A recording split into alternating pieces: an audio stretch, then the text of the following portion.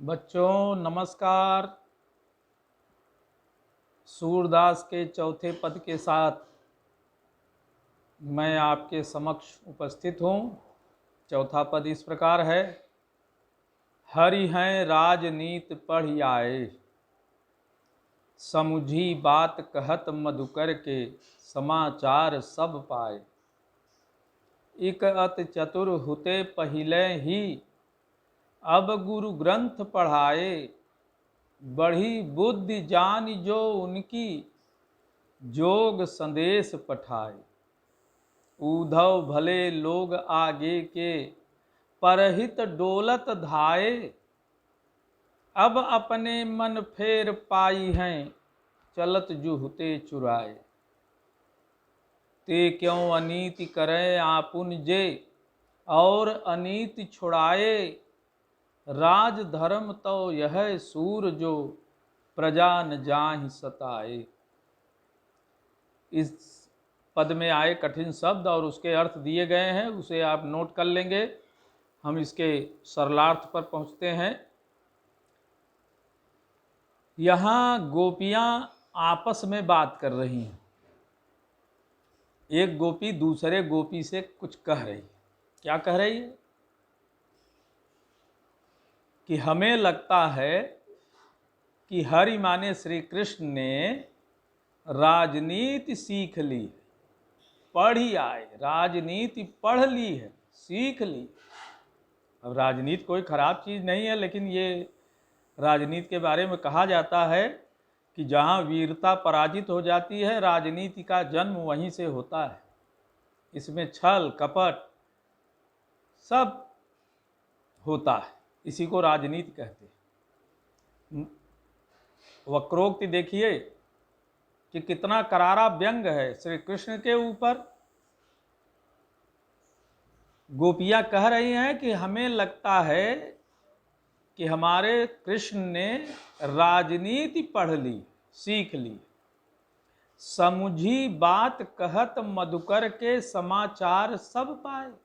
मधुकर माने उद्धव जी, मधुकर माने भंवरा भी, जो हमने कहा था भ्रमर गीत का यह पद है। अब आप यहाँ से समझिए कि भंवरा जो गुनगुना कर कुछ कह रहा है, उससे जो संदेश मिल रहा है, माने उद्धव जी ने जो हमें योग वैराग्य ज्ञान का मार्ग दिखाया है, उन बातों से तुम्हें कुछ समझ में आया? एक गोपी दूसरे गोपी से पूछ रही।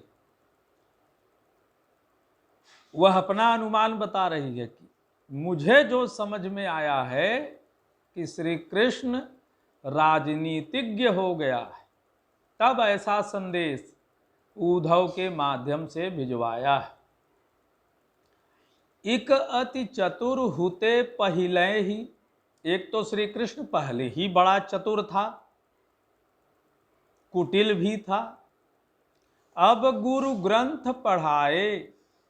अब ये उद्धव जैसे परम ज्ञानी लोगों के संग रहकर इनके जैसे गुरुओं ने उसे और सिखा पढ़ा दिया है। बड़े बड़े ग्रंथ सिखा पढ़ा दिए। बढ़ी बुद्धि जान जो उनकी, श्री कृष्ण की बुद्धि का इतना विस्तार हो गया, वह इसी बात से पता चलता है कि जोग संदेश पठाए। ये श्री कृष्ण के बुद्धि का विस्तार ही है कि उन्होंने हम गोपियों के लिए ज्ञान योग का संदेश भिजवा दिया। उद्धव भले लोग आगे के, परहित डोलत धाये। हे उद्धव जी, पहले के लोग ही अच्छे थे, जो मदद के लिए पुकारने पर दौड़े चले आते थे मदद करने के लिए। ये कृष्ण तो हमारी पुकार भी नहीं सुन रहा है। श्री कृष्ण पर व्यंग देखिए। उद्धव भले लोग आगे के, पहले के लोग, पुराने जमाने के लोग, इससे पहले के जमाने के लोग बहुत अच्छे थे, भले थे, क्योंकि वो मदद के लिए पुकारने पर दौड़े चले आते थे।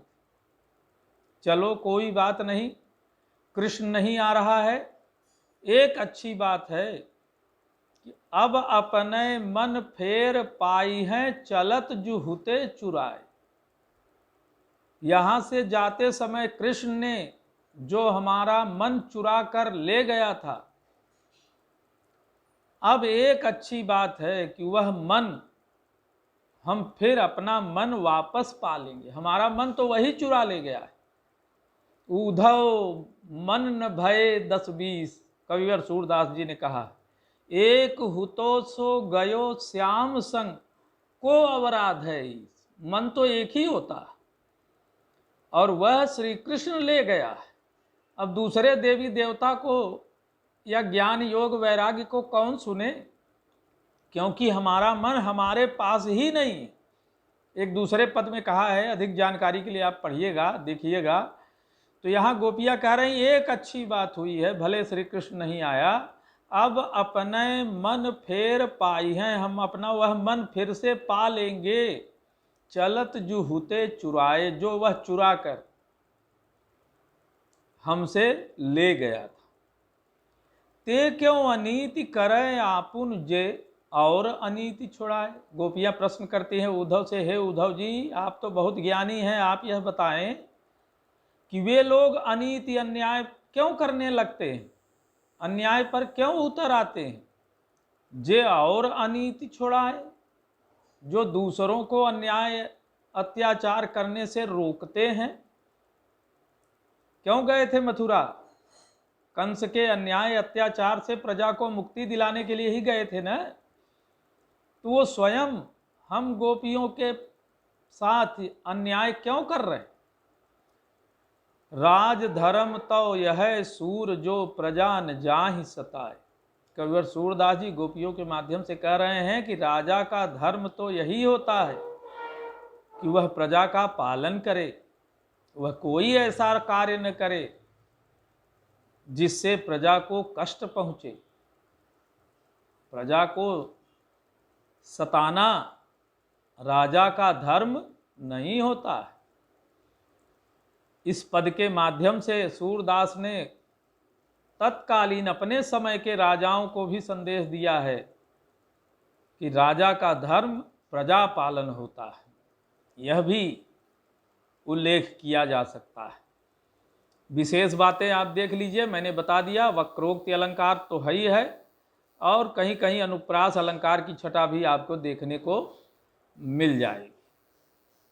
मैं समझता हूँ कि इस पद से संबंधित बातें आपको समझ में आ गई होंगी। आज के लिए इतना ही। धन्यवाद।